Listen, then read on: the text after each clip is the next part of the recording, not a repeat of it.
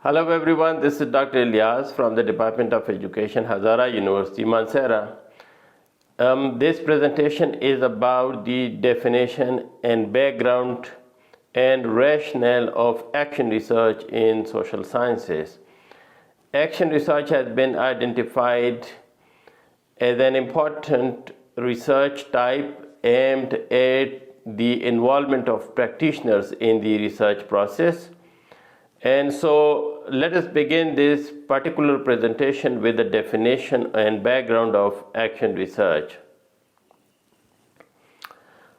Action research has been traced back to the work of Kurt Lewin, who was an American psychologist, and in the 1940s he called it change experiment, which was basically aimed at bringing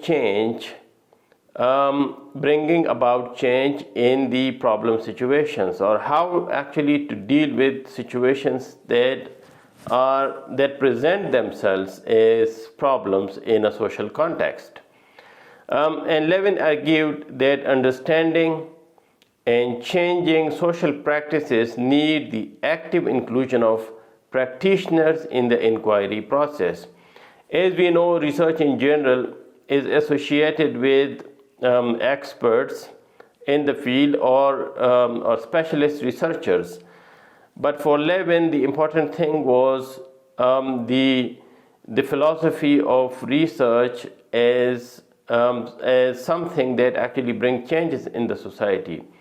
And so he was of the view that is possible when practitioners are involved in the process of research, or when the process of research actually is brought to the level of the practitioners.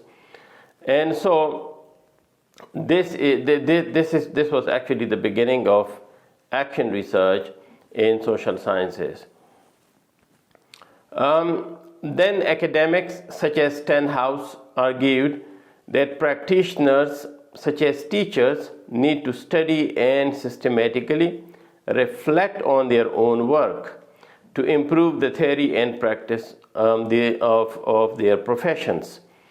And so practitioners, including teachers or practitioners from other professions, should not be only those who will just read of the researches of specialist researchers, but that they should themselves be involved in the process of systematically reflecting on or thinking about their own practices in order to improve, in order to understand the theory in practical fields.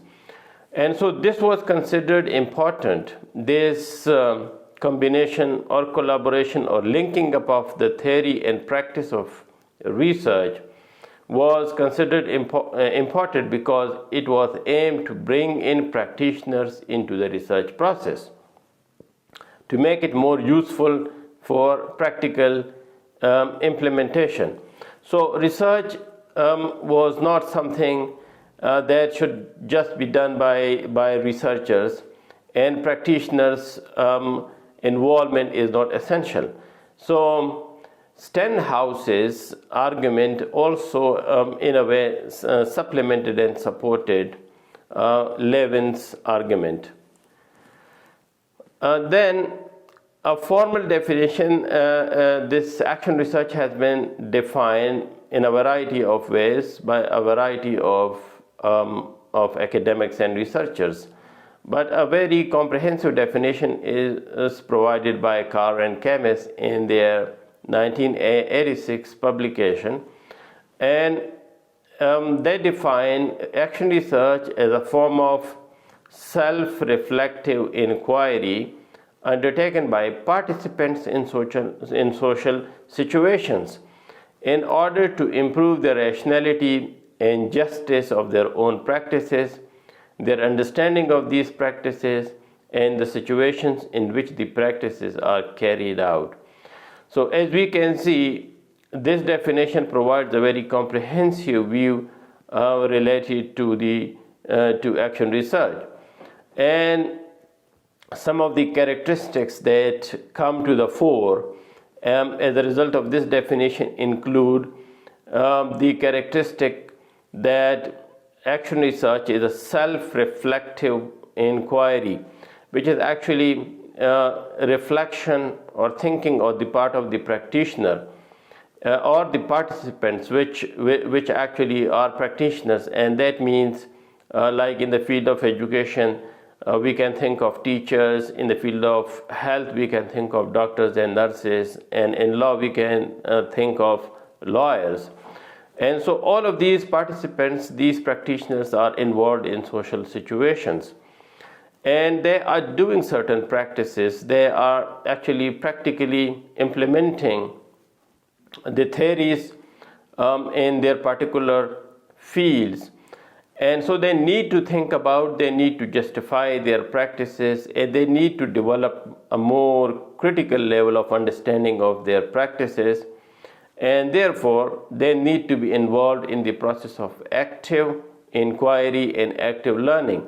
And action research is something that will help them in developing this critical outlook related to their practices in their professions or in their professional responsibilities and duties. Then action research is not just a process or a practice. It is actually representative of a particular worldview. Or action research itself is a paradigm of looking at knowledge. And so what is that paradigm? That paradigm is representative of a philosophy of education or learning, rather than being thought of just as a method.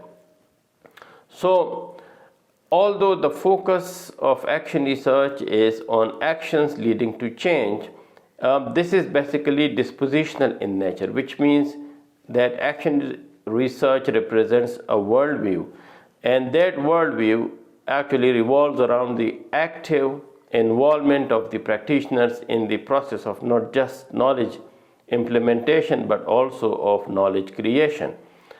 This is a paradigm which actually believes in the democratization of the research and the knowledge process. And so research by people, research with people, research of people, and research for people. And so it's not that research on people is also one of the philosophies. So this is something much broader. And again, as this particular paradigm brings in practitioners into the field of research, so there is this process of democratization of the research and knowledge creation and knowledge development process. There are certain assumptions behind this action research paradigm, and those assumptions include the assumptions that practitioners are agents of change. So practitioners are not just agents of implementing certain knowledge or certain practices, but also there should be someone who bring change into the philosophy of that knowledge and to the practice of that knowledge that they are implementing.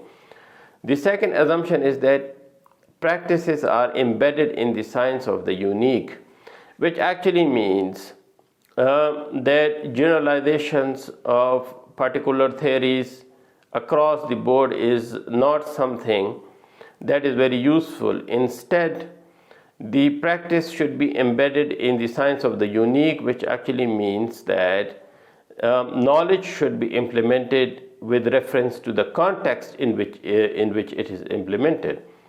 And the next point that comes out of it is that knowledge is contextual. And so knowledge is tentative and probabilistic and subject to modification, keeping in view the particular situation in which that knowledge is actually transmitted, or rather transformation actually takes place. And the next assumption is that development involves lifelong learning. So it's not that the theory is coming from someone at the top and then it is implemented for a very long period of time. So knowledge is not static, learning is not static, and it takes place as a kind of lifelong learning experience. And so this is also an important assumption behind the philosophy of action research. Now, why is it that action research is needed by practitioners? Action research is important because it improves practitioners' ability to be analytical about their practices. So the practitioners are not just passive implementers of theories and knowledge that comes from above, but they have the ability to think analytically about their practices, about the justification of their practices, about the why of their practices. It also increases receptiveness to change. So action researchers are more receptive to change. They are not static in their views. It improves decision-making skills and awareness because the practitioners are actively involved in the process of knowledge creation, in asking questions, and so as a result, it improves their decision-making skills and awareness. And then it heightens the curiosity of practitioners and such as teachers. What happens is that action research actually helps them develop their curiosity, and so they go for questions or the why of things, and this actually enhances their curiosity and ultimately their learning ability and capacity. Then action research empowers the practitioners by giving them greater confidence in their ability to promote change, because the philosophy behind is that the practitioner should be an agent of change rather than just the receiver of an implementer of certain theories and knowledge. It helps them in making them more confident related to the promotion of change in their own ways. It strengthens connection between pure and applied sciences. Again, because action research is a more practical type of research, while pure research is generally related to the development of theory. So action research in a way helps in connecting theory to practice, and so there is this connection between pure and applied research. It increases commitment to goals they have formulated themselves rather than imposed on them. So again, as we see, practitioners here are able to develop their own goals, to be reflective about the goals of their practices. As a result, there is more ownership that comes to them, and this helps them in more active and more purposeful involvement in the process of their practices. There are some examples here. These are not exclusive examples. There are numerous other examples as well, but these are very preliminary, very simple examples of action research in the field of education and in the field of health and in law. So a teacher or group of teachers conducting a small-scale research aimed at finding the possible causes of consistent lack of attention of some of their students in the classroom situation. This often happens that some of the students are not paying attention, and the teacher or teachers face these problems, and so if they want to respond to this particular problem, in order to find out the causes and consequences and possible ways to dealing with this particular problem, this will be an example of action research. The process of action research, I will come to that in a future presentation. So here we are just focusing on the definition and the philosophy of action research. Similarly, a school principal conducting a study aimed at finding out the causes of perceived unpopularity of some of the teachers in his school, might be another example of a very practical example of action research. The aim again here is actually to improve the performance of those particular, or the popularity level of those particular teachers. And so this is something that has a very practical implications, and so this will be an example of action research. Similarly, a nurse or group of nurses conducting action research in order to provide quality evidence-based care to patients, and a psychologist systematically diagnosing and treating a patient based on evidence-based diagnosis are some of the examples, could be considered as some of the examples of action research.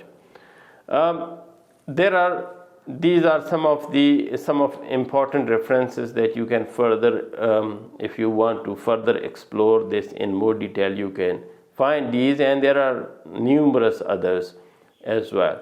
So this brief presentation was about the definition and background and philosophy of action research. In my next presentation, I would like to discuss the process of action research in some more detail. If you have questions, please feel free to ask those questions in the comment sections. Thank you very much for your time. Take care. Bye.